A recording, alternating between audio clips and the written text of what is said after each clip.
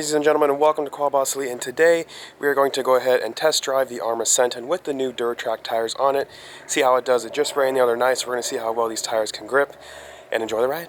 Alrighty guys, so here's our Arrma Senton, and this thing does have a 3-cell system in it. I ripped out all the internals and put it in. It does have Duratrax lock-up MT tires on it. This truck looks really well. I've done pretty good modifications to it, so we're going to go ahead and rip it up on this, I guess, kind of a hill back in the backyard here. It is a little muddy, but we'll see how she rolls. So, without further ado, let's get the ripping.